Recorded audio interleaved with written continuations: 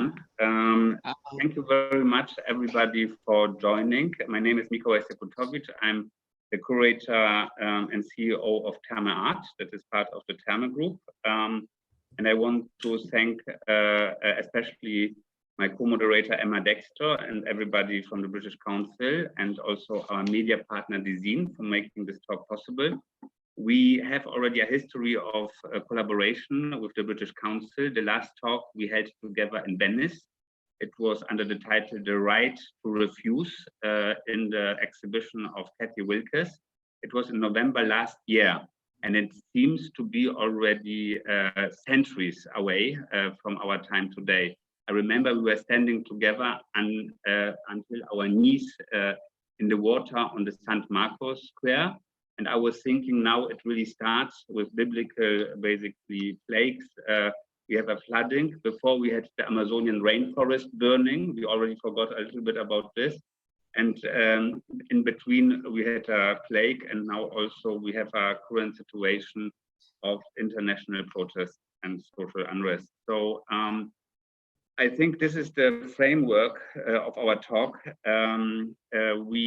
This talk is part of a series that we started during COVID-19 called Wellbeing Culture, because we somehow saw that culture is an integral element of asking the right questions in the wake of this situation. Culture, we incorporated in our company in 2017 with founding the art program in Therme Art, actually also in Britain, in the Royal Institution in Britain, as a part of the, or in parallel to the Art and Architecture Conference of Greece. And since 2 years, we are cooperating with the British Council, looking into questions that become more and more relevant. So well-being, when we started this program, was something nice to have. Now we learned that if we are not well, we are probably already getting sick. Probably we are already going into a state that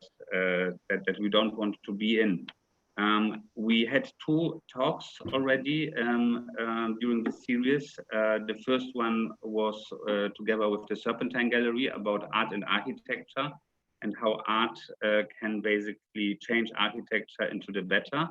And the second talk was last Wednesday about live culture, together with the Manchester International Festival, and with Marc Spiegler from Art Basel, about the question how festival can become maybe a kind of layout for cities, and how we can learn from an anti-culture actually, or a culture outside the cities to be implemented in our daily life. And I want to quote Tokwase Dyson that on the 27th of May said that for her artistic practice, this was only, it was actually in the wake of the murder of George Floyd in Minneapolis.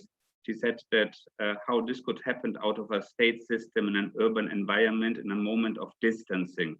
And she quoted, she connected architecture, the systems of architecture of cities, geographies, and state policies, and connected basically the picture of the pavement and the body and the police car and everything together, that this all is like one element that we need to look into, and that is probably deeply connected. I also would say it's connected with the flooding, and it's connected with different elements that in the first moment seems to be not connected. And I'm extremely happy that everybody here on this panel is basically showed with his or her practice that this kind of deep understanding of the connectivity of things is represented here. And I'm extremely grateful that you can join this talk that will be focusing on the relevant question how social systems are constructed through architecture and city planning, and how they can help also to be made better and adapt through architecture and city planning. And yeah, now I would like to ask Emma Dexter and thank you again, Emma, and to introduce the panelists. that you have chosen to participate in this talk, and I'm very much looking forward to talk with you all about. Thank you, Mikolaj. First of all, I want to say a big thank you to you, Mikolaj, and to Therme Art for hosting these Wellbeing Culture Forum talks and giving us the space for this essential dialogue about the current moment that we're in. And also, really importantly, for your interest in ongoing support for the British Pavilion in Venice, which is also something that really gives us a huge amount of hope for the future. In a moment, I'm going to introduce the panel to you, but before I do that, I just wanted to say a few words of introduction and show you a few images just to set the scene from my perspective at the British Council and also in my role as Commissioner of the British Pavilion for the Venice Art Biennale. So I'm just going to share my screen. Hang on a minute, sorry. I hope are you able to share it? Yes, I am, sorry. It was all ready before and now it seems to have vanished. I mean, all these technical difficulties we really have to match with the fact that we don't have to fly to the talk, that we don't have to, you know, have all this burden that we would usually have. And actually, if you compare it, doesn't matter what happens to our computers, it's still less than to. So it's such a, you know, amazing possibility that we also learned now at our company how efficient it can be to connect, like. Without the need to, but sometimes to rely on computers is also a problem. Sorry about this. It was already it was all perfect in the rehearsal that we did earlier. Here it is. So it's just loading now.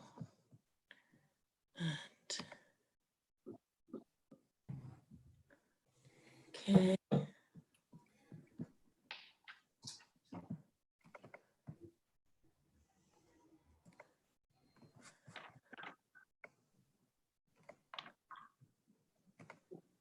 Can you see my screen?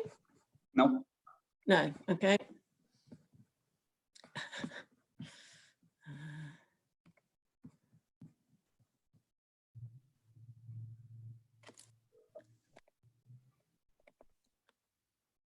Maybe during you try to show the images, I can say some more words about the Wellbeing Culture Forum, and I will stop immediately.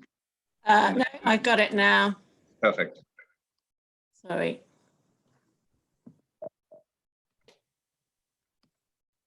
Super. So I just need to Kathy Wilkes. Wow. A couple of slides. So yes. Excuse me. There's still a message that you can, I think, click away, this blue one. Yeah. Oh, sorry. Yeah. No worries. Yes, I've not.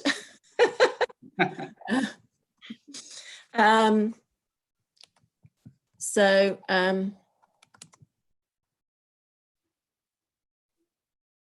many memories connected with these pictures.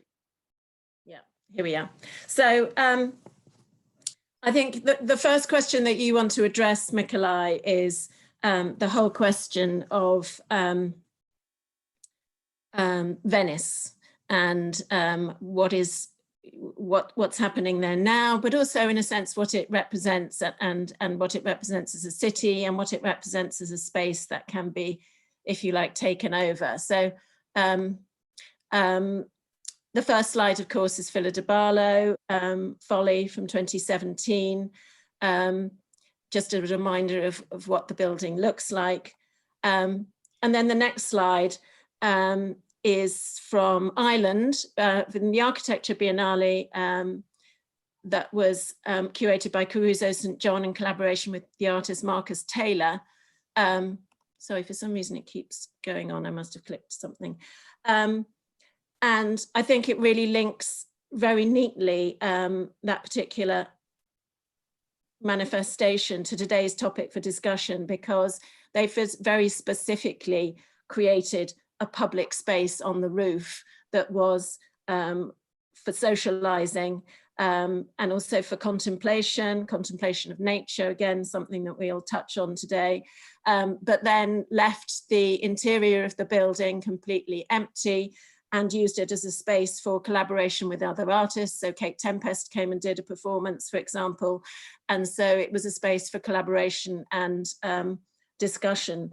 So again, I think that those, you know, interestingly, that particular project really signals sort of, I think, the way that those pavilions can be used as kind of provocations, structural provocations in a city. Then the next slides, just reminding you, because this was important for us as a project, because this was the first time that Therme became involved in the Art Biennale, and we had a wonderful collaboration around Kathy Wilkes's exhibition, which again very much looked at marginalized human beings, abused children, and really the overlooked and the ignored. And then finally, I'm just going to give a little puff to Sonia Boyce, who we are so delighted has accepted our commission of representing the UK at the Art Biennale of 2022. And of course, Elvira, who's on the discussion, was one of our committee members who helped to choose Sonia. And I think her work has been chosen for many reasons, but very much because of the role that collaboration and dialogue play particularly with other artists, and the sort of very participatory nature of her work. So again, I think that's incredibly germane to the discussion that we're going to have today. So this is an image from a moving image work called Exquisite Cacophony from 2015. This is a work from 2018 called Devotional. So that's a fragment view. And then finally, the show that Gavin Wade, who's also one of our panelists, currently has up in Birmingham at the moment at Eastside Projects under lockdown, I assume still, her exhibition In the Castle of My Skin. And then finally, just a reminder that next year's Architecture Biennale is going to examine with a slightly different focus, but really very much the same, covering similar ground to what we might look at this afternoon. The Garden of Privatized Delights, Unseen Architecture, which is curated by Manijeh Verghese and Madeleine Kessler, looks at the debate around public space, particularly from a UK perspective. So looking at everything from the use of the pub to the playground, to common land, to squares, high streets, and surveillance technology, etc. So they, together with many other architects and researchers, are addressing these key questions about the nature of public space and are trying to propose new ideas for ownership and access to demonstrate the role that design and architecture can play in a more inclusive future. And that's now back to the panel. So I will very quickly, if that's okay with everybody, introduce our panelists. So first of all, I will now stop sharing. Sonia Boyce, who is representing the UK at the Art Biennale in 2022. Sonia has had major exhibitions recently at Manchester Art Gallery and London's ICA, and she also appeared in Ockwin Wezor's 56th International Art Exhibition in 2015 in Venice. And as I said, her current exhibition in the Castle of My Skin is currently on at East Side Projects. She is also a professor at the University of Arts London, where she holds the inaugural chair in Black Art and Design. Our next panelist is Elvira Dyangani Ose.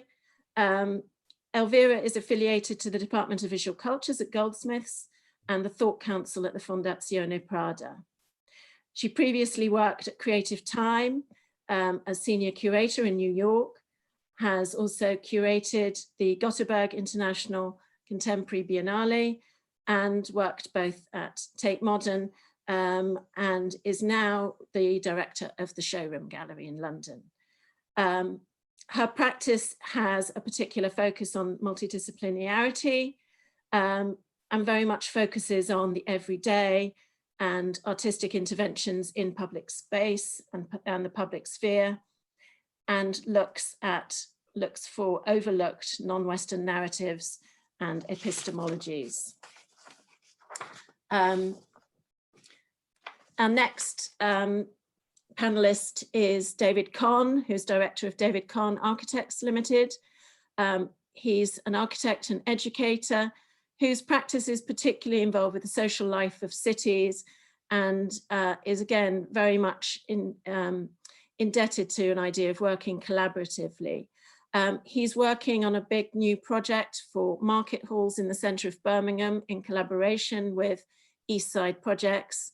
And he might perhaps be best known to a lot of people, certainly for a UK audience, for the work that he collaborated on with Fiona Banner, the artist, called A Room for London, which was a space on the South Bank that sort of overlooked and commanded a very particular view and position. And I hope he'll tell us a bit more about that. He also teaches at the Architectural Association. Cedar Lewison is our next panelist. He's an artist, writer and curator based in London. He's worked on many exhibition projects and in many institutions in the UK, such as Tate Britain, Tate Modern, and also worked with the British Council. He's published widely on street art and has made many, he's also a practicing artist and has made many of his own books. He's recently started working at the South Bank Centre as a curator, and he's also finishing off a project, Dub London, which is due to open late in 2020 at the Museum of London. So welcome, Cedar.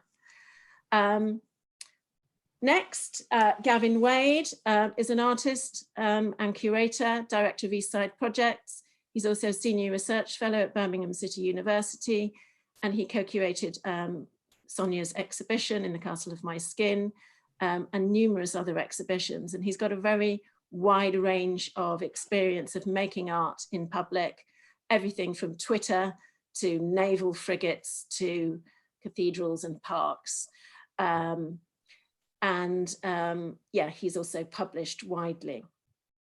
Susie Wilson, last but not least, is artistic director of Claude Ensemble. And Susie has really created a very special, which defies categorization, a very special form of movement-based performance work, which has garnered a huge amount of attention and praise. The work has been presented in the Turbine Hall at Tate Modern, as well as dissected Sadler's Wells, its auditorium, its stage, its structure. And I think she's always keen to be working with space in her practice and really interrogating what space is and what it means. And she's also really pioneered work in which talking about movement, choreography, nonverbal and spatial elements are brought into working with healthcare workers.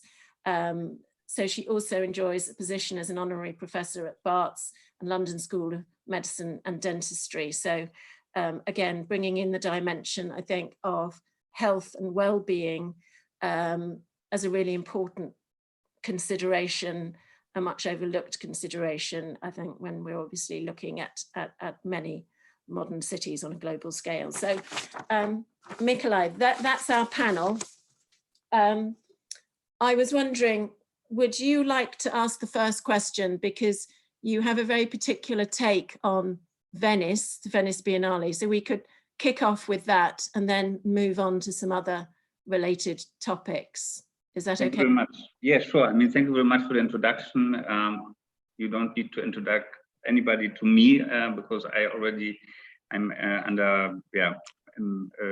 impressed about your all practice that is extremely interdisciplinary and diverse in many sense. And I think this is actually something that is extremely missing in our regular life. And somehow we talked beforehand about this, that most of social life actually is happening outside of art, obviously, because art is a context that is quite exclusive, and it created an extremely important space for freedom, for expression, also for critique, that we cannot find somehow in the daily life of our society. And the simple question, because our forum is examining the question, how a better society, how a better city, because we are all now living in cities and we are all moving into cities, and cities will become, they are already the predominant place of human populations to organize with each other, to live with each other, but they will be even more so. And somehow when we look at cities, it seems that they took a historical development and they arrived somewhere where it's simply unhealthy.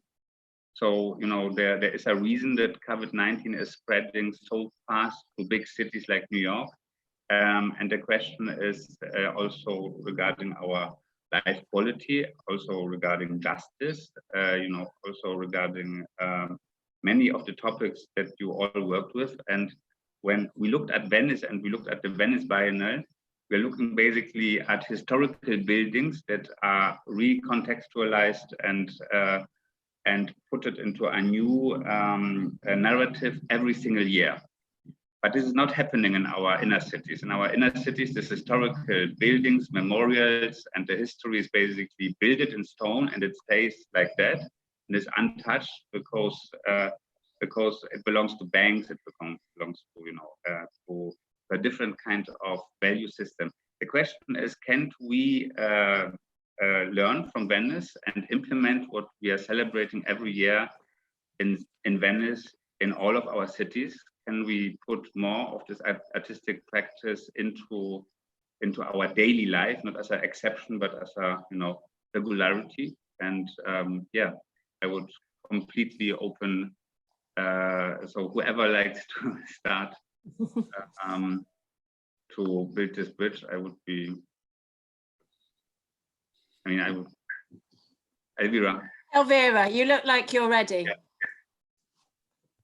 I don't know if I am, but I just want to say that that somehow I feel like I have a slightly different view of your approach to Venice, Mikolaj, because of course it is a space of full of vibrancy, but that vibrancy represents also some stress or distress for the local population at times, right? And it lives together with other forms of engagement that are typical of any city, and particularly of a historical city that have much more to offer, not just the art that is the art or the cinema or the architecture or the reflection of all these fields there. But also there is something very special about Venice, that is that the area where the Biennale sits is also an area that was conceived to represent certain powers. And of course, the sort of the layout of Venice is, we almost have, in a way, in fact, I think the mimic of every city, right, with sort of technocratic powers are there to stay, systematic structures are there to stay, are also represented in the way that we not only experience the event, but also visit every year the pavilion. So there are the classical pavilions that we can see, in the Giardini and then Arsenale, and then all these other countries that somehow fight to be part of that real estate that is now that arena, no? That has been really created as a platform for exchange, no? Visibility, etc.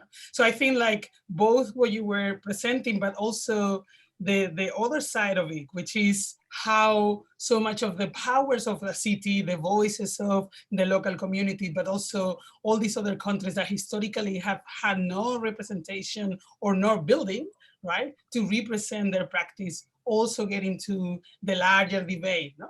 And I feel like the most successful biennials have been the ones that have created a dialogue between those inside both Giardini Arsenale and those spread throughout the city. And at the same time, what is beautiful about that moment in Venice is the fact that we can go across the city to see this and engage with all the tourist elements that characterize that beautiful city, but also you know, people protest, no, that the art is often frequent during that time. So I feel like there is, I mean, a little bit of both we somehow bring to our territories, to our cities nowadays.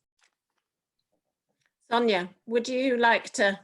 Yeah, I suppose I would go in I'd go in a slightly more localized direction in terms of, you know, I suppose I'm wanting to think about the last few months of lockdown and the whole question of being local. And for me, what has been really very interesting just on my street and in my neighborhood is, one, getting to know my neighbors who I didn't, you know, I don't know that I had seen hardly any of them. There's about 2 or 3 families that I've known on this street.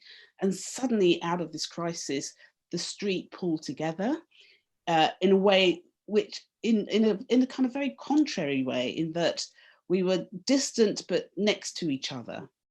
And people were, you know, people have been swapping things, and we've been having, there's a kind of Facebook page for our street.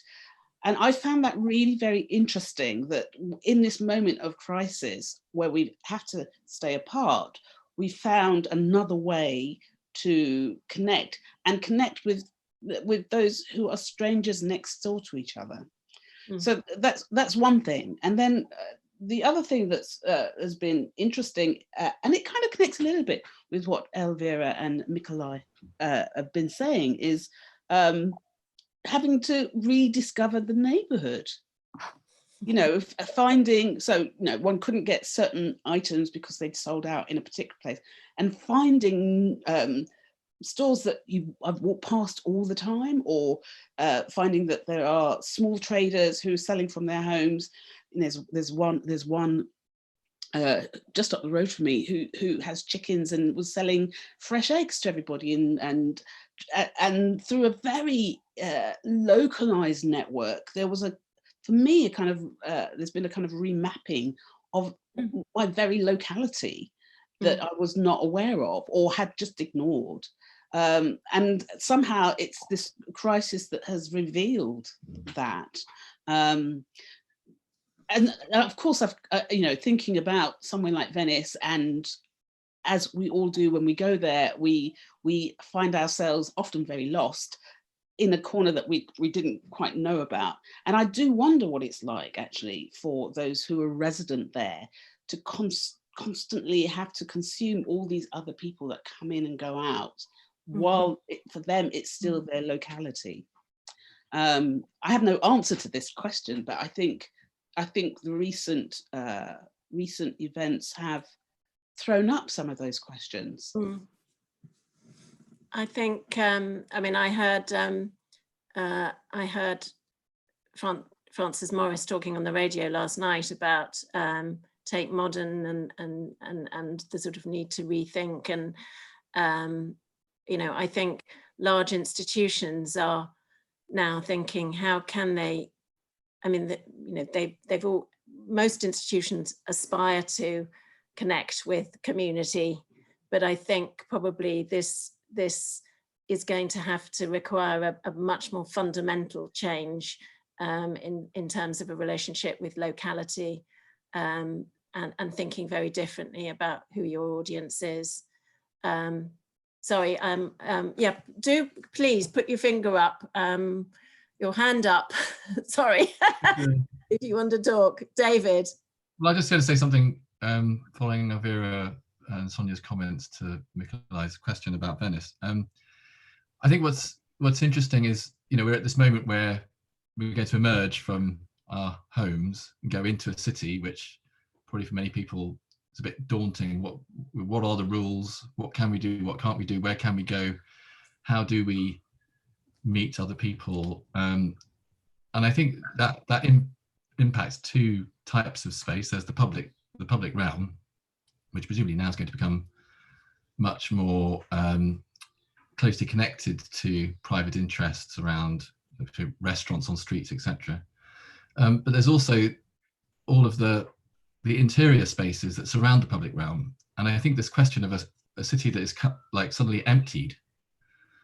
I mean, I think there are all sorts of spaces that, I mean, I remember 10 years ago in outer London, we were given commissions to try and revitalize high streets where shops had left and boroughs were trying to understand how to bring people back in. And the idea was, well, if we make those spaces for events, people will come for the events, and then the consequence for the retail space around will be they're the secondary interest point. So it became a kind of question of almost reinventing public space, not as a space of crossing between shops, but actually a venue in its own right with a value that local people understand. And I wonder whether that is going to become much more common in the center of cities. There's going to be a kind of emptiness in some parts where, I mean, I thought it was interesting, you know, thinking about Birmingham. We've just done a year's worth of research at the Architectural Association about bits of Birmingham, and then the high streets emptying and the largest Primark in the world having departed. I mean, there's these huge spaces, which it has a strange echo of festival cities where kind of density event will be much more cyclical, or we're certainly going to see a quite different types of activity. I think that should be, I mean, so the anxiety of going back into the city is also a moment to perhaps really enjoy what possibilities are there, and also going back to the point that Sonia was making, like who's invited, who gets to take part. Cedar. Like to? Yeah, it's kind of a complex question in a sense, because Venice is so complicated, really. It's hard to know where to start with Venice. I mean, I love Venice in a lot of what, you know, I really love visiting, and it's a kind of miracle at a play, but it's very complex. You know, think about Venice in terms of its place in the birth of capitalism and the complexities of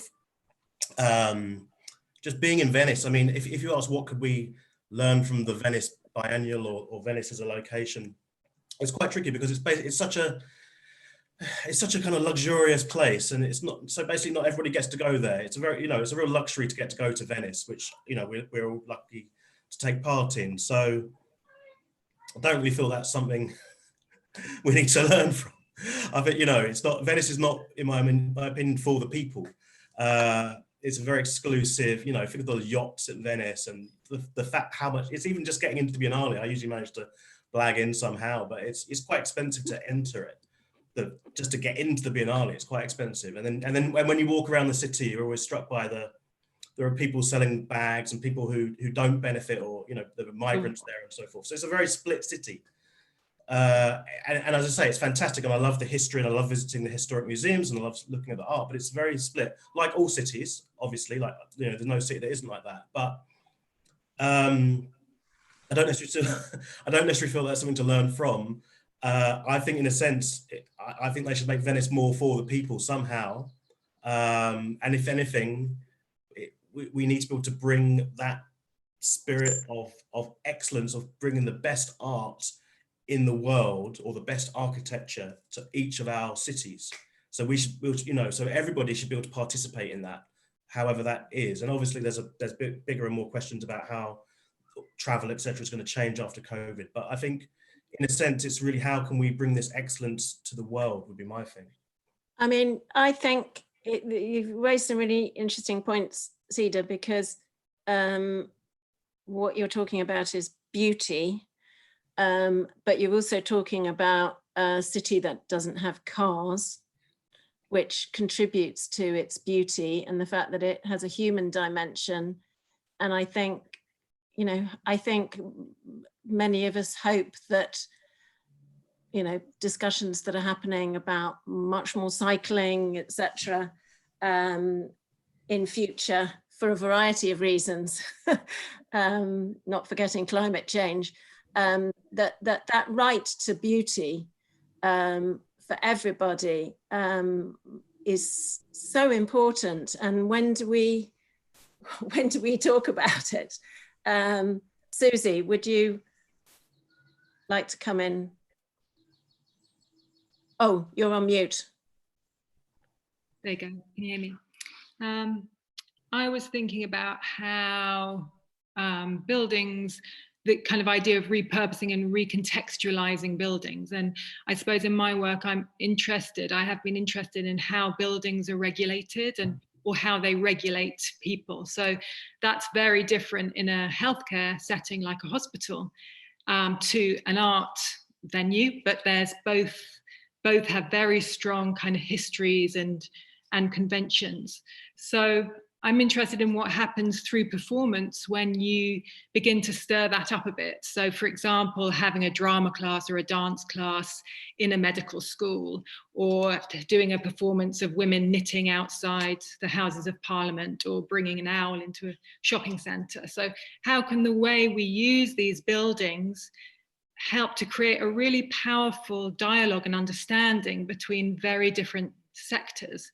And I think for me, this is what this pandemic has kind of pointed towards, an opportunity where there can be greater bonds forged between people, workers often, who are kind of stuck in very different types of buildings.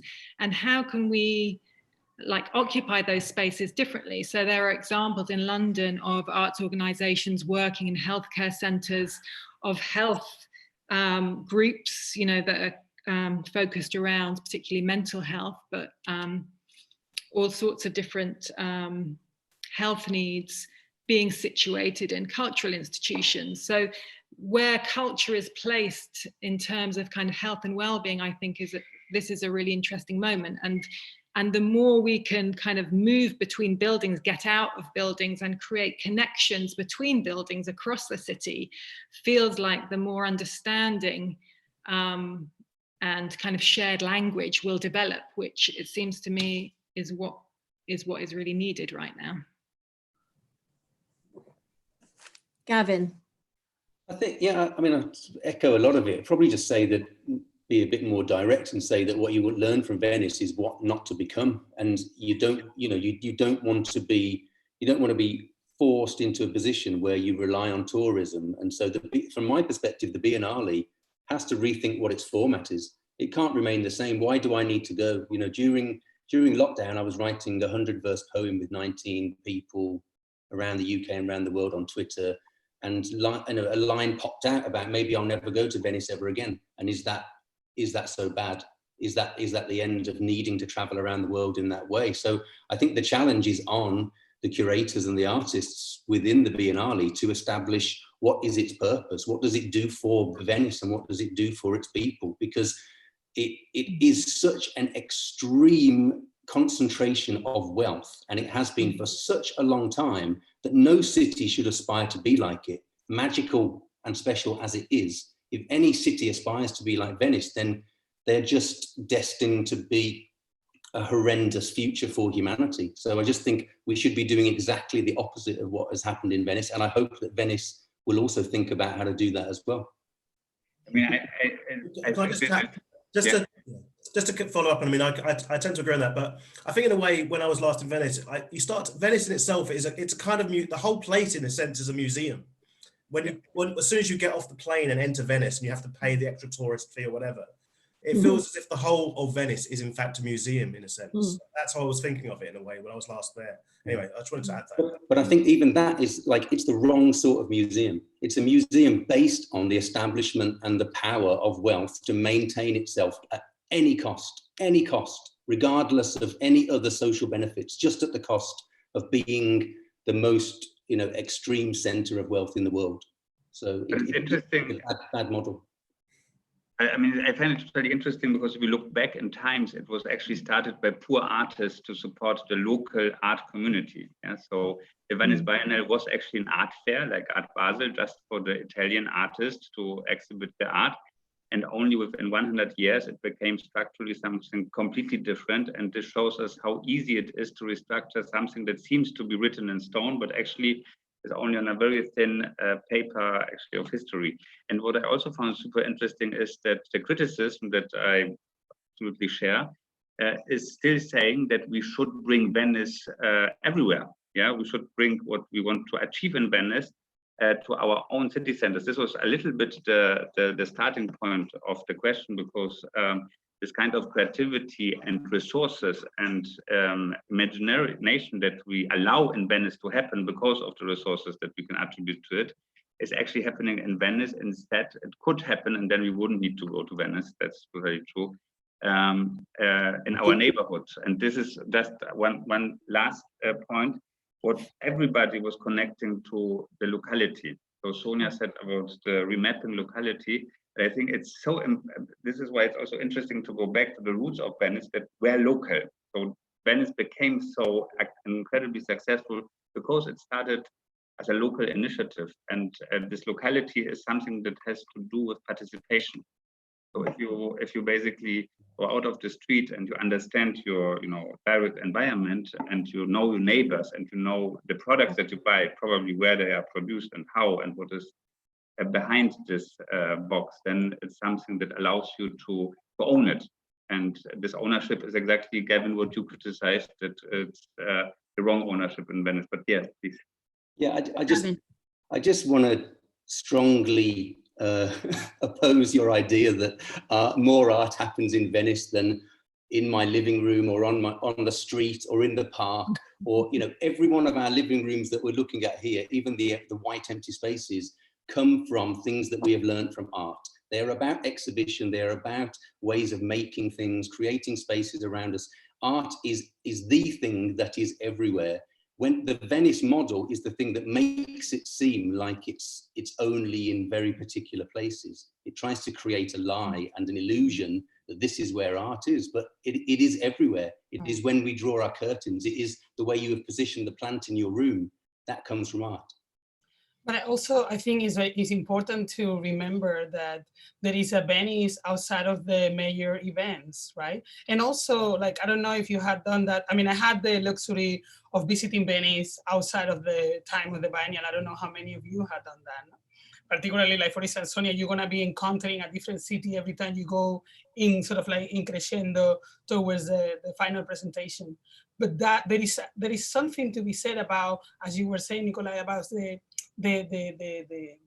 groups that are also creating a sense of how everyday life has a sense of purpose in the city and affect let's say the artistic milieu of the city, but also everyday life that occurs while the biennial is happening. I mean, I will encourage you to walk against, like in direction again opposite to the biennial venues, because then you encounter the real Venice. There are also, like buildings for low-income inhabitants of the city, right? There are many aspects that we tend to forget. There are other areas, other islands, right? Like, I feel like that we have a narrow view of that through the event.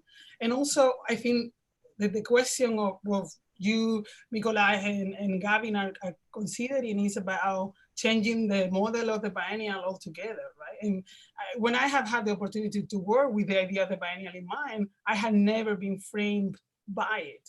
It is about, as you were saying, expanding what already happened in the local, understanding the context, almost like putting a light in the way that you were a spotlight in that moment, but it's the city is already there. The artists in the city are there. And what we should try to do is to create a dialogue with the international artists that come, with expert and cultural agents that arrive, but with the local institutions. And at times, I think the off-Venice does that beautifully, or Dakar, for instance, right? Like of biennial in Dakar, does that beautifully, right? Like people make an effort because they know the attention is drawn towards that moment. But what is interesting is that the people that then collaborate with local organizations, those collaborations continue once the lights of the biennials are off. And this is what I'm interested on, really. This is the sort of like what I will bring to any other place, which is this investment on hyper-localism, no? To understanding the street and how that street can transform into something that is real communal, right? That really engage in communal.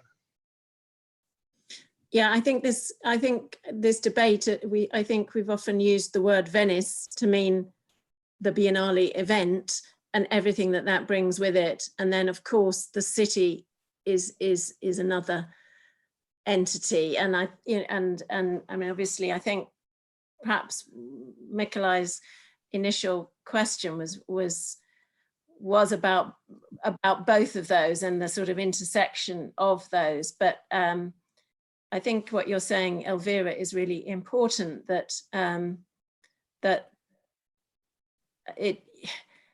rethinking how the community that actually lives and works in Venice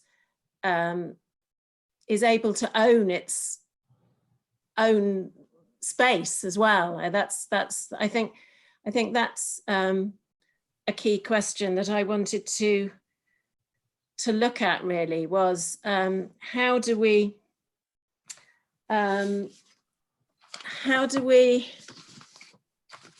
achieve more agency, really, as citizens within our cities, that they can feel more as if they belong to us, that they represent, that the centres particularly represent something much more important. I've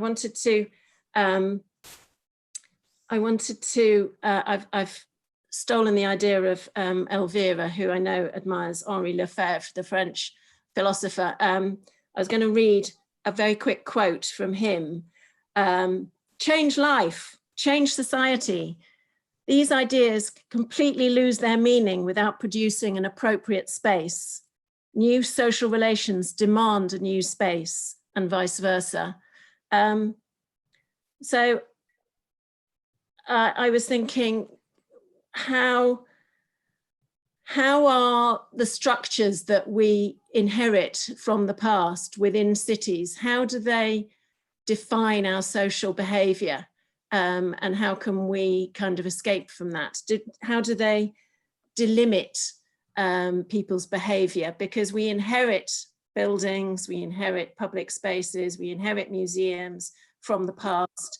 We inherit a certain style of architecture in city centres. How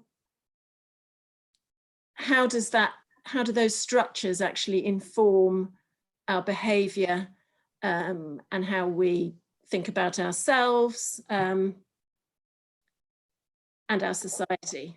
I was thinking that Gavin might have some initial thoughts on that, because that's kind of a lot of, I think, of what you think about, perhaps. I think so. I mean, for me, one of the, and what's happened over the last few weeks with the examination of symbols and artworks in the public, as much as buildings and rules, or owners, landowners, things like that, it is just to not treat cities and not treat environments and streets and buildings as if they're neutral. And for me, that was part of when we established Eastside Projects. What I was interested in was just trying never to create something that was neutral, and to make it so that if we build a wall or we keep the floor a certain way, it's for a reason, and it's been made by somebody, and it carries that history with it.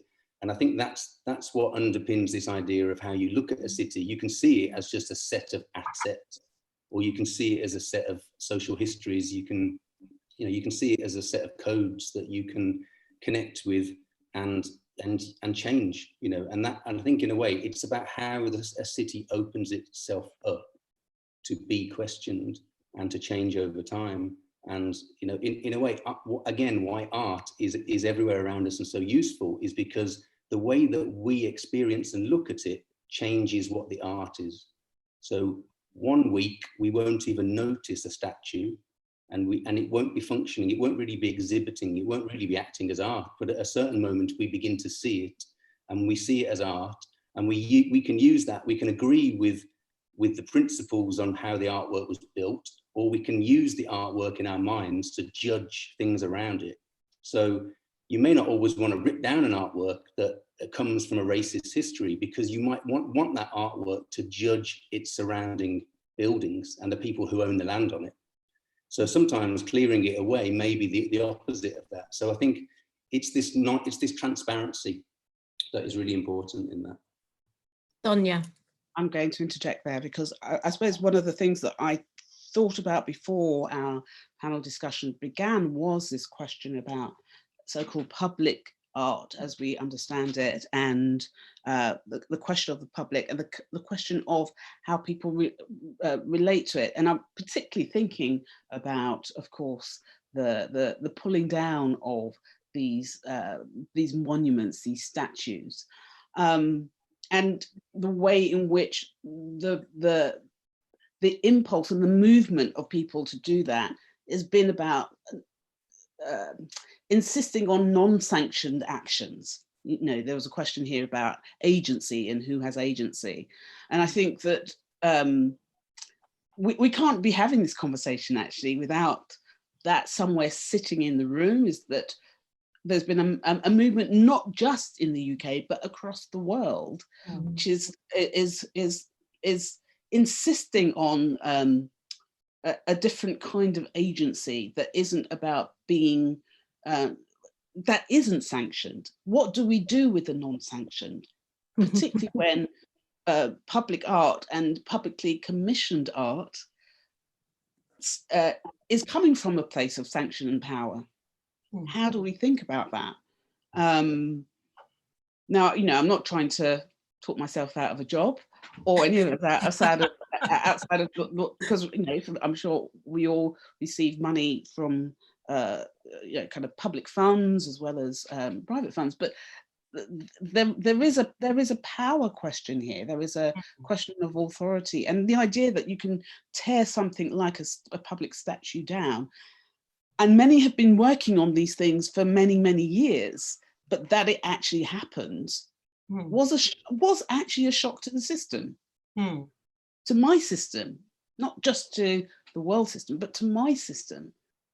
So, you know, do you think that, yeah, this question about who's sanctioned and what is sanctioned is kind of a question here? I totally think that this is also a health topic, actually, because it's a topic of ownership. If we don't, you know, allow these things to happen, so to have every generation to have its own relationship to the memorials, for example, of the past, to the buildings of the past, also to deconstruct them, then we live in a world of total social alienation. And actually, for us, this is quite relevant because our company received the building permit to build a big facility of ours in Manchester, and Manchester is somehow the starting point of, you know, people moving from outside of the cities, from the countryside into the cities, completely restructuring family life, not living anymore with animals on farms and big, you know, social communities of families, but everything becomes rationalized and everything becomes more abstract. And now the world that we are living in today is already so abstract that it's very difficult for especially young people to claim ownership about this world. So they go out, you know, they leave their PlayStation, they go out on the street, and the street is not something that they can just own. And I think this is also to Susie a question that I would love to pass to you. If the connectivity between the building environment, the social system, and the healthcare of a community, of a population, is something that you think can be, I don't want to go back to Venice because I also don't Just so basically, Venice is kind of a symbol, but because we have all these resources and because it's considered to be the most important whatsoever, we allow something to happen that we don't allow to happen in our cities. This is what I believe, although I'm totally agreeing with you, Gavin, that it should happen, and it's actually happening, but without resources and very often totally restricted and basically penalized. Yes, so yeah, and I think Mikolaj I think Cedar wants to come in quickly, and then if we can move to Susie, if that's okay. Yeah, okay. So I also, yeah, I think it's really important to raise the statues coming down. I think it's, and as Sonia says, the idea of sanctioned things being sanctioned in public space. But and I'd like to come back to it. We'll probably come back to it as well. But I also want to approach that idea of sanctioned things in public space from the perspective of graffiti and street art, which I'm doing a lot of research into. And there's so many debates around graffiti and street art being sanctioned and unsanctioned. But the direction I want to approach it from is from the perspective of the audience of graffiti and street art. There's this huge audience, and it's this idea of using the city as a place of play. So for the audience, the city turned into a kind of map of play. And you know, there's this huge audience that go around photographing these things, putting online. The audience in a way become an artist themselves, and some of them even think of themselves as artists. So there's this very big debate around unsanctioned, let's just say, art in public space, and then how the audience relates to that, and then that audience turning the city wherever they are into a kind of playground. And I think through that, we somehow will get to this debate about the statues coming down, because I see them very related, and this kind of idea of mapping the city and how we navigate the city. Thank you, Cedar. Susie. Yeah, so there's so much in there. I suppose in terms of the statues, I feel that there's a kind of analogy with the anatomy specimens in medical schools. You know, jars and jars of body parts which are there and they weren't given permission to be there by the people who have ended up in these jars. And there's an ongoing debate about whether they should be kept as a kind of memorial to those people, or whether they should be brought down. And I suppose my personal feeling is we should definitely kind of recontextualize them and not give them that space, you know. So I would say bring them down, and if we want to remember our history, we have to really contextualize them in a very intelligent way, so they don't feel like abusive memories and traumatic memories for people. And I would say plant trees, public spaces, get people to connect with nature if they want a sense of ownership of their world, to really remind people of the environment. So that's one thing. In terms of agency, I work a lot in hospitals, and often when working with healthcare professionals, they talk about having a lack of agency and it being a kind of systemic kind of problem that they can't get out of. So we talk a lot about nonverbal and about the power of movement to create space. And you can see that whether you're around a bed of a loved one who is dying, and how you move really changes that space, or whether you're protesting on the streets for Black Lives Matter. That the power of movement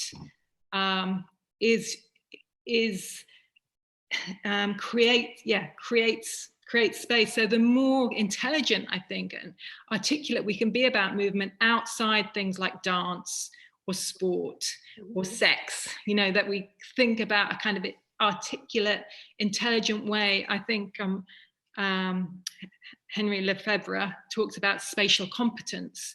And in the training of healthcare professionals, in the training of, you know, at schools, people learn about physical education, but they don't learn about how to care through the way they use space. And I believe that the way we use space, non-verbals and spatial awareness, are really the underpinning of what care is. And we see that now in the pandemic, that people are finding social distancing so difficult. And people who've been to drama school or dance school don't have a problem with keeping 1.5 meters away, because they kind of understand what space is in a very embodied way. And the work that I've done with David around with architects, how do they understand buildings through a physical experience of their own body rather than it being something outside of them? So yeah, spatial competence or verbal, non-verbal kind of communication seems to me a very powerful way to give people a sense of agency, even if they're working within very oppressive systems. David. Right there. Okay. Yeah, I mean, I think it's interesting, this question of the space in which one can formulate alternative futures. And in a way, I think there's always this question of what's the space in which that discussion's happening. And I mean, there is a kind of triangulation here between Gavin and Susie, who I've both been in discussion with over the last year about working in Birmingham and also teaching students. And it turns out that, you know, in a way, Eastside Projects, which is Gavin's space, has become the space in which we can think, and we feel freer, and our faculties are more present than if we're in the city and in an office. You know, if I could describe the offices that are available to us to talk about the future of Birmingham, you'd want to be in Eastside Projects. And also, I think what was interesting was that you know, Sonia's work was in the gallery whilst we were visiting with the students, and we'd done workshops with Susie around you know, training workshops with architecture students around the body and how we kind of move between us, and then by implication how we might better understand occupying public space. And we invited the students to, you know, through those workshops, put on performances that would be available to the public to visit at Eastside. And then of course the work was all done around Sonia's incredible installation, which you saw, I think it's surrounding Gavin right now. And I think there was this kind of wonderful moment of feeling like the work, the space, the conversation, all might contribute to some future imagining of the city. And somehow you cannot think in those ways without those presences and without that environment. And I think that's also what was plainly clear, is that has to be there from the outset. I think the kind of history, certainly in the 20th century, of architects involving artists, it's this kind of late stage decoration, which, you know, is bound to lead to missteps that would want one to tear things down. It has to be from the outset a kind of way of thinking. It's not a kind of art, I think particularly the contemporary context of art practice, it's just not possible to place objects in space without some consideration of context. And therefore, you know, those conversations of context have to start right at the beginning. They're to do with briefs. I mean, you need artists' involvement throughout the project. Can I follow? I just want to say that idea of having a say in your city, in a way, for us, you know, collaborating on the Smithfield Market project in Birmingham, we've actually we've approached it that we're part of the public of Birmingham, and we see that we have a role as artists and artist curators, and that is actually pinpointed in the city's motto and its coat of arms, that there's an artist and an engineer on the coat of arms, supporters of Birmingham. So it's actually sanctioned that we are meant to support the city and how it changes. But I think in practice, over the last 100 years, that happens in, you know, starts and spurts, and is not like the way that David has described it, is from the start and is setting the agenda. So I think we're really excited about this project because it's such, you know, it's like a once in a lifetime opportunity to get to be part of rethinking what the market for such a big city should be, and it becomes that role of opening that up, like who is it for and who has a voice in that, and who should it benefit. And for me, I think it needs to benefit all the people who want to be working in the market, who are working in the market at the moment, but also actually need to We need to think about what its voice is in changing Birmingham as a whole city. And for me, that just feels that is what art should be about. It should be having the action to be part of improving everything about the structures around you, and it will put you in uncomfortable situations because of that. So we've got a bit of a chance to have a go at doing that, and that's what, you know, that's why we're sort of excited, and it's based on the artists and the engineers collaborating to achieve it. So it's really a case of thinking very differently about the city and what it is made of, what the structures are that give it life. I can see both Sonia and Elvira have got their hands up, and I also want to come back to Cedar again in a minute. Sonia. Unmute. Two things thinking about. One, David mentioned quite early on this question about the centre of the city and festivals. And then we kind of got more into a conversation about Venice and the Biennale. And I suppose I'm wanting to input here, and I don't quite know how it will work given what we've experienced this year, but the chance to meet is so important. You know, one of the things that I every time I go to Venice, to the Biennale, not just to the city outside of the Biennale event, but during the Biennale event, I see people that I've not seen for 20 years there. It happens every time I go. Or, you know, the question of being able to congregate in a particular way. And I don't know what that will look like, you know, what that looks like now, far less in a few years' time or into the future. But, you know, there is a certain kind of joy, it has to be said, that comes from the opportunity to gather. I just wanted to add that in. No, and I think one of just following what you were saying, but also this idea of intervening in a space and having the opportunity to be both, you know, to have a role in processes, no, in decision-making processes is fundamental. But one of the things that I was thinking, just going back to the notion of like well-being during the pandemic, no? Like early on, I thought to myself, like very anecdotically, there's not going to be a concert around this. There's not going to be a live aid sort of like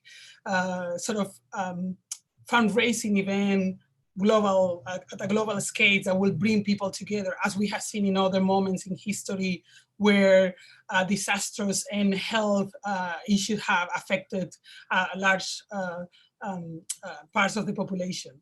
But all of a sudden, George Floyd assassination and everything that contains that moment happens. And people that were stuck in their houses all of a sudden decided that they needed to come together. They needed to feel themselves among people. They needed to feel shelter among people. No? And I feel like this as a, I always seen, and this is not only me, but like many people that have analyzed riots in the 60s, 90s, right? LA, then London 2011, there is a sense of both a constant discussion with a space that doesn't represent who you are, no? And I am thinking now what you were saying, say that about people, young people wanting to have them say, through graffiti, through urban art, through the occupation of spaces, transforming them into, you know, I forgot the scooter, no, you know, skating areas, etc. Right? Like there is something about ownership that we have been discussing from the beginning, right? And the capacity that we have as active citizens to claim that to our advantage, to imprint who we are in terms of our bodies, as Susie was mentioning, no? In terms of the multidisciplinarity. I mean, for me, the demonstration, as I say in the quote preceding this talk, no? This demonstration is an attempt to show our urbanness, what make us citizens of this particular area of the world, but also, you know, everywhere else in the world, to be there, to take appropriation of that, to challenge the homogenization of the spaces of the cities as we know it. And that has to do also about our mental health, you know, like maybe we are risking our well-being because of COVID, but we need to raise our voice and scream to continue to feel that our humanness, that we have a sense of purpose beyond just to waiting for vaccines to be repaired or waiting sort of like a decade of easiness, of government restrictions, etc. No? Like I feel if the lockdown had done something incredibly powerful is to bring it back to the streets in a way that Sonia was saying, no? At a global scale, no matter what was happening to you, no matter who you you wanted to be raising your voice with others for things that couldn't remain silent. No? And I feel like this is also an attempt to transform the city in a way, or its public sphere. Absolutely, I think you're absolutely right that the that lockdown has really taught us some things that we have often overlooked, aspects of ourselves and the communities that we live in, and making connections that weren't there before, even though they might not be physical face-to-face connections. I mean, to bring Cedar in quickly, sorry, Mikolai, just because we're talking about, you know, Gavin and David and Susie are talking about this project they're working on in Birmingham about sort of re-evaluating the city, and it was making me think about the conversation that you and I had, Cedar, about record shops. You know, the cities, you know, obviously I'm a Londoner, I love it. It has so much going on in it, but there are parts of it that are not necessarily visible to everybody, not necessarily celebrated, but they perform a really huge social function. And just to tell us a little bit about your Dub project, because I was also thinking about what the role of the senses are in the city. So yeah, well, actually, yeah, two points. One, just to back up very quickly on something that Elvira just mentioned when she mentioned urban art. And one of the best things, because I tend not to use the term, and one of the best things that's come out of the Black Lives Matter movement, you might have seen that lots of, a couple of record labels have released statements saying they're no longer going to use the term urban music. I think when the term urban, when applied to art forms, is I don't want to use the word, but problematic, you know, because it's basically can so often be a shorthand or a euphemism for Black when people say urban music or urban art, not so much urban art, but vaguely. So what for me, one of the best things that's happened is that lots of record labels have kind of stopped denouncing that term. Also, I saw that One Little Indian label are going to change their name just to. I think they're changing their name. So there's all sorts of language things that are happening in terms of this debate around Black Lives Matter. And that actually does quite relate to record shops directly as well.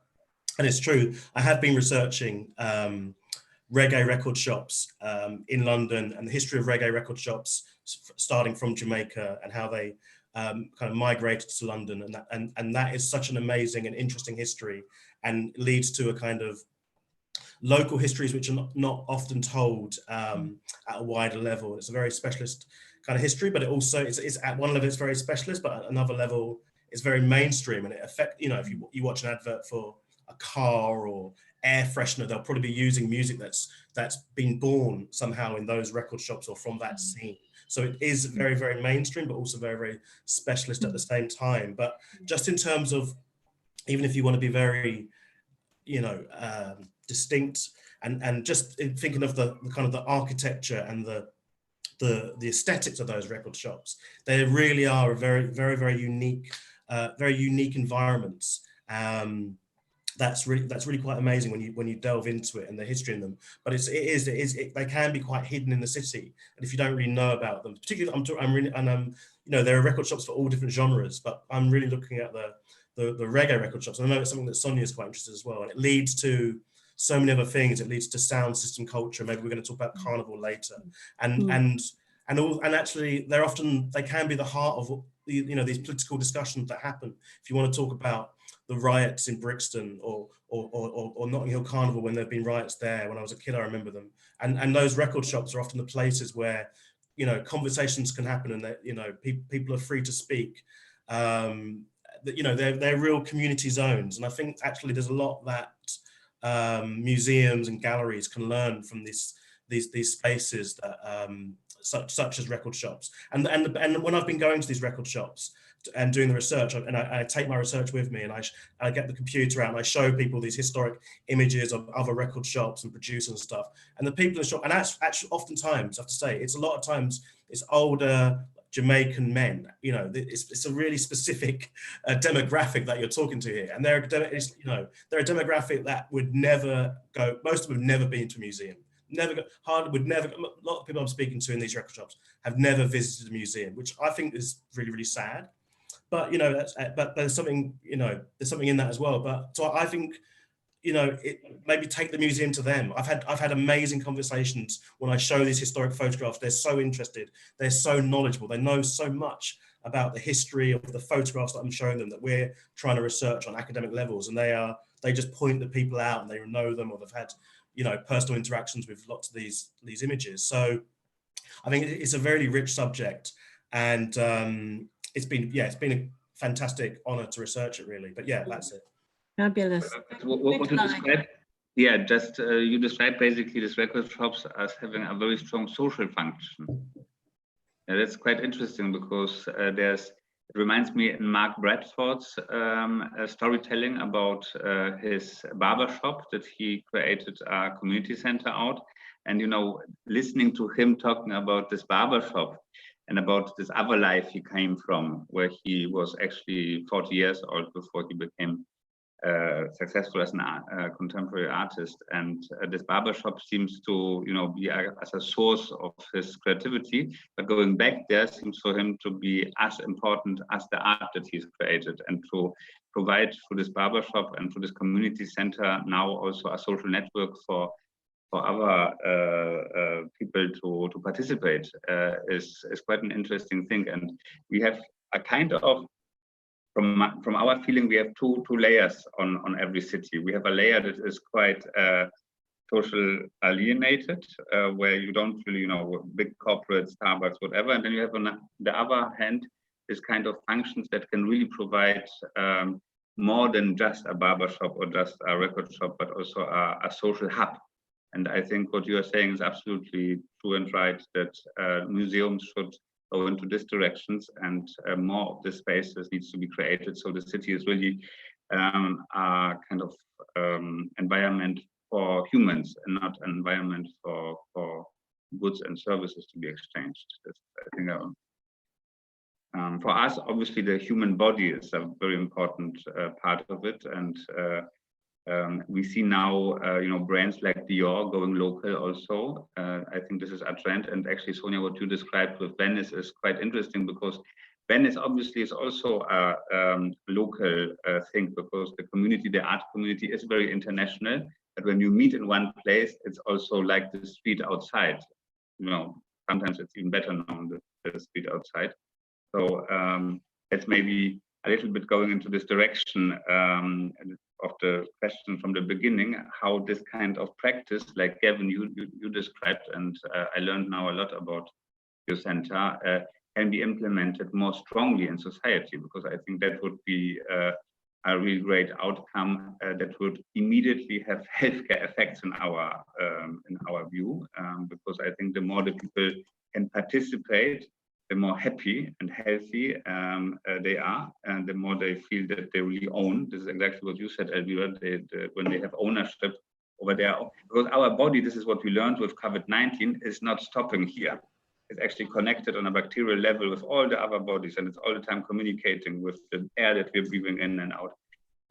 connecting us to everybody else in the room. And if we cannot own our environment, it's like not owning our body. It's somehow very much connected with each other. I think also this extremely important debate that Sonia, you participated through the SAID project and taking down this picture, is now also a part of a global debate that is happening. It's also a part of redefining basically your own body. That is a social body, a social structure. And that actually is like we are now working with Stefano Mancuso, you may know him as a biologist, on a manifesto for cities actually, but it's not a manifesto that will be, you know, formulated by one entity, but we want to collect as many sentences, as many voices, as many ideas for it. And this is a question that I would like to put into this virtual room. What would be your take on a manifesto for a better city? What would you like to add to a city, or maybe highlight what is already working well? And if you could give us such an idea, that would be for us extremely enlightening. And I would be extremely interested to know what is the main point that you would like to focus us in the next, you know, decade to change. David, yeah. No, I was just interested in Cedar's shops and kind of recognizing that this is a very granular type of city. It's small spaces that are often the possibility of leasing it is to do with an affordable, you know, certain dimension. And I think a lot of regeneration is kind of blind to some of the existing urban fabric, in which all of these possible social spaces are only made, it can only function because of the kind of layers of ownership and the structure of the built environment. And I think I can often use this kind of comic and tragic cityscape, which are these kind of theatre sets that would drop in Renaissance theatres. And the tragic is all very big, symmetrical, palatial architecture that's made for a certain kind of civic performance. And the comic is this kind of higgledy-piggledy, fine-grain, kind of heterogeneous world. And in a way, that's the world that's often already there and goes overlooked. And it's the world in which chance things happen. And somehow, I think being always aware of what's already there, which I think is a kind of consistent theme actually, is crucial to making a better city, because a lot of it, and particularly in terms of the energy you need to put in, a lot of the energy to make a great city is already in the city. It's just about recognizing it and deploying it effectively. I think the kind of a lot of regeneration is about a kind of, can we kind of make better as a kind of new, but it's a lot of benefit. You know, where are these record shops and how do we map them and know where they are and that they're part of tomorrow's. I think, just to cut in, David, I think it's two things. I think you're right. There's the kind of architectural scale of those stores, but actually the equally important is the people behind the counter. It's the stories and the conversations you have with people. That's also so interesting. The history that they can tell you about, you know, the records that you buy, and that so often leads into a conversation about the area or about politics or about food, you know. So it's the human interaction is I would say as important as the architectural space. They kind of go hand in hand, and it is something that it's just so at risk, I think. So it's something that I think people that are, when they are planning these, you know, future cities, that it's something that you don't want to lose. And the record shops is just one example. There are other examples as well, hairdressers, etc. But yeah, that's a really good point, Cedar, because it's about spaces being able to be where people can tell stories, and those stories belong to that area, and they can only be found in that location, uttered by that person who's addressing you. And Yeah, so I think what I mean, Mikolaj, you want your manifesto from the panel, but I suppose before we do that, could we just very quickly, I mean, I suppose what it is I would like it also if you could just briefly, somebody address the whole question of what can artists and architects and designers do to make this sort of change happen that we're sort of feeling our way towards. Can I just simply ask this in reverse? Because what Frida was saying in terms of the local record store and what, for instance, the showroom has been doing for over 10 years through the communal knowledge program is to listen to the neighborhood, to listen to the people that is in the neighborhood, to try to engage with sort of like the health worker that you mentioned, Susie, with programs that we had done with local hospital in the Charles Street area. There is something about those local histories and about all the citizens to be at the forefront of that questioning together with both architects and artists, right? I feel like if we keep sort of like delegating, let's say, that sort of power of being an active representative of our own communities, of our histories, or our stories, right? We lose a chance to also see ourselves reflected in the city that is is yet to come, right? So I feel like a larger conversation in which there is a more horizontal space where as professionals, our professional individuals, members of the audience, and people that Sarah was saying that perhaps never entered into the museum has a say in how we want both the spaces in the museum, both the biennales, both places like Venice, but also our own cities, our own spaces to be transformed would be great. Yes, I totally agree with what Elvira said. It feels to me that it's about inviting people, whatever space that you're in, inviting other people into that space who aren't usually there, so that we so this kind of interdisciplinarity, whether that's across artists and architects, or it's about different people in shops or hairdressers, that we just try to move around spaces, do things in different types of spaces. I mean, there's great kind of in a lot of art galleries, there's been nail salon kind of art projects. I think those kind of social spaces, resituating them, in all different configurations, really helps break down those boundaries and makes people understand the conditions people are living and working in. So these spaces, back to what Sonia says about where we can gather, there's so few spaces. Where are the community halls? The rehearsal spaces. It's so difficult even to gather as a performance company without having to pay hundreds or thousands of pounds for a large space to gather in. I think big public spaces, both indoor and outdoor, really need to be built into the planning of buildings, so that lots of different people can be invited to gather there and to understand what life is like, because there's such a big gap. So many different kinds of gaps. Somebody mentioned on the chat, like bankers, all these different communities that are in the city, need to dialogue and have some understanding so they can support each other. Just to point out, there's an interesting comment that's just come in the chat. I'm just reading it about, kind of the art world. Just to sum it up, it looks like they're saying the art world basically co-ops these spaces so often. And I do tend to agree that, that's a problem, that, it isn't for the art world to go out there and co-opt these spaces.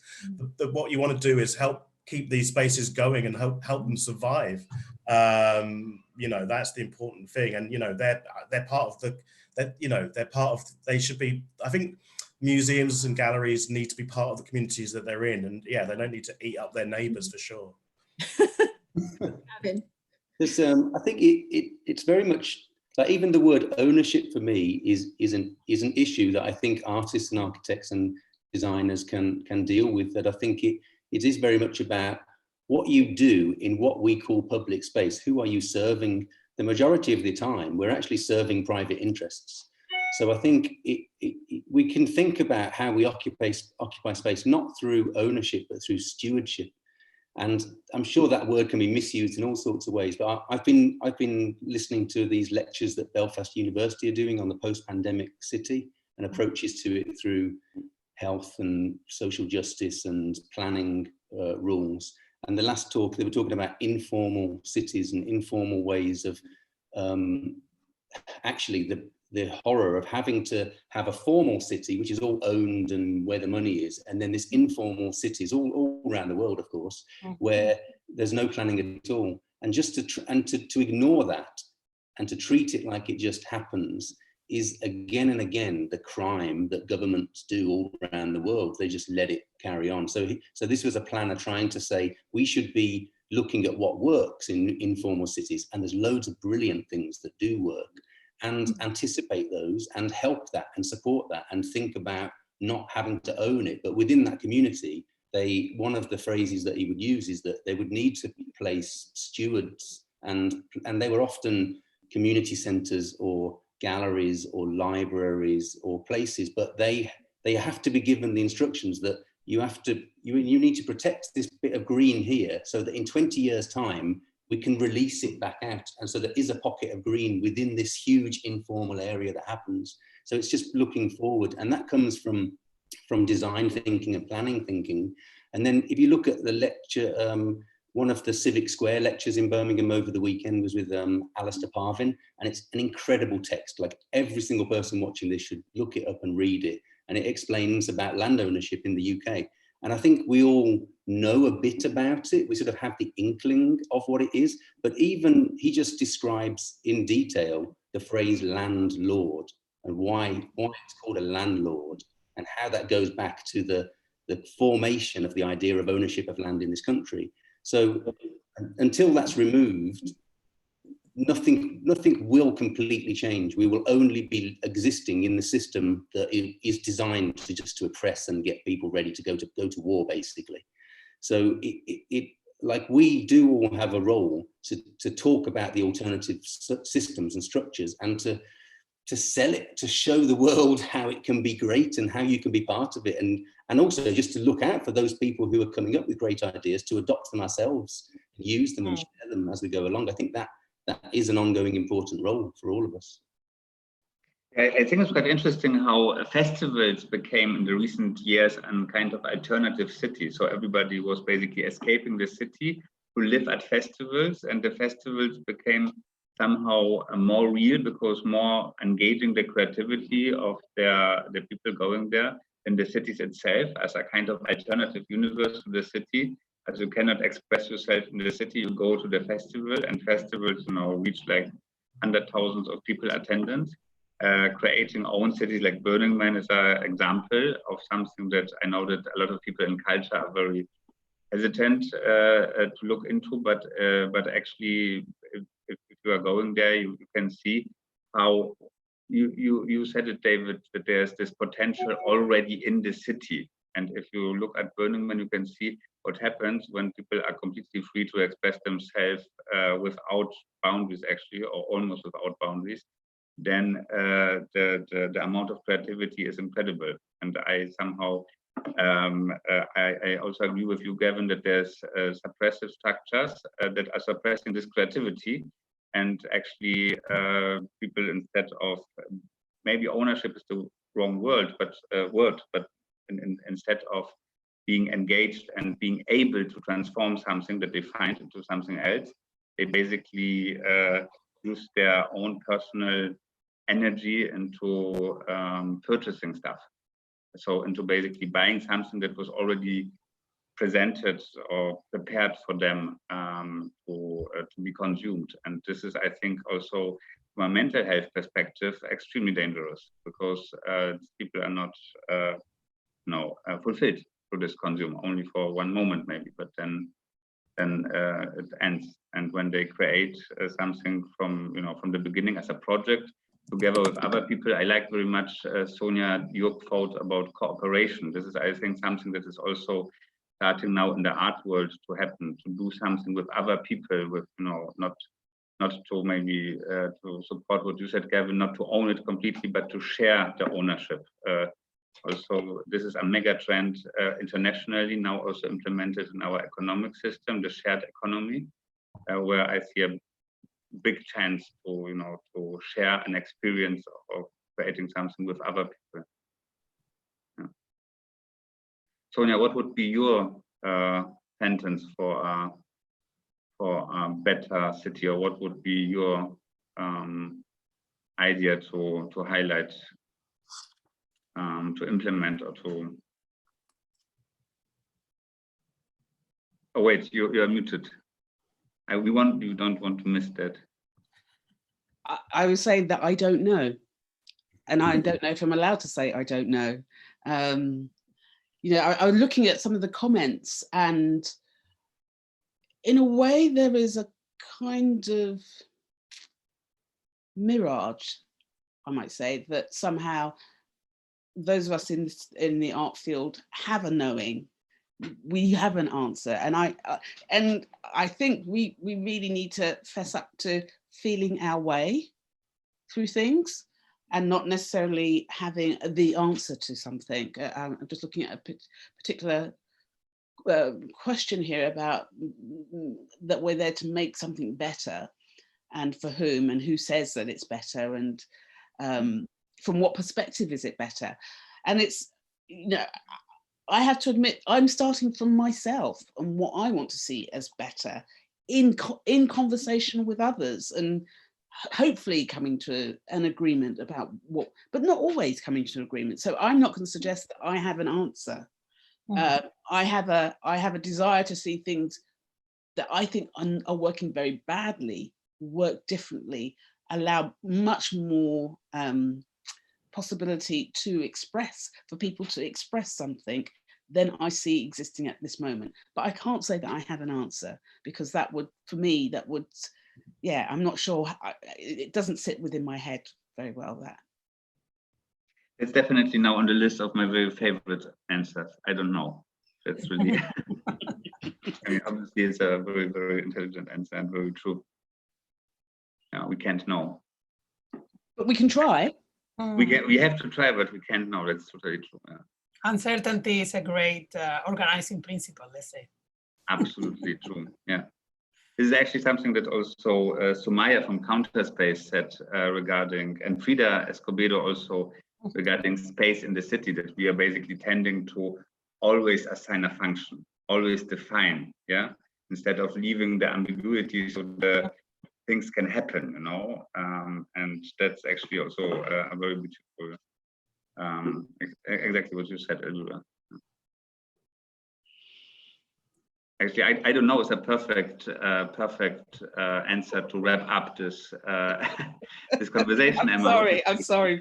No, it's really, I mean, it's really amazing, especially as we run out of time, and you know, this topic can be you know, continued into eternity, and it will be for sure. But for me, it already contains so many different thoughts and points of views that I'm fulfilled right now. Thank you, Mikolaj, and thank you very much, Therme Art, and thank you so much to all of you as panelists. You've all been incredibly generous with your thoughts and ideas, and this is a topic that will return again and again, I'm sure, in the coming weeks and months. But I've really, really appreciated the honesty and yeah, power that you have brought from your own personal practice to this conversation. It's been very special. So thank you, and see you all soon. Thank you. Thank you very Emma. much. Thank you so much. Thank you to everybody. Thanks everyone for listening. Great. I really enjoyed that. Great to see you. Yeah.